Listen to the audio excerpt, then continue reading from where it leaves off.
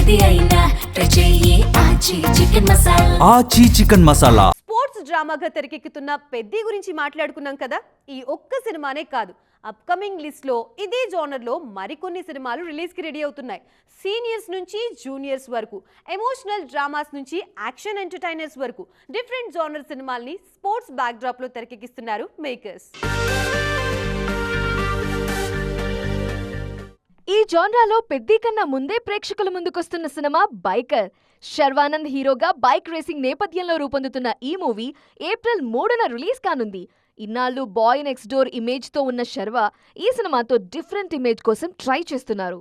Different love స్టోరీగా తెరకెక్కుతున్న Vishwanath and Sons movie కూడా sports back drop లోనే రూపొందుతోంది. ఈ సినిమాలో సీనియర్ స్టార్ సూర్య షూటర్ గా కనిపించబోతున్నారు.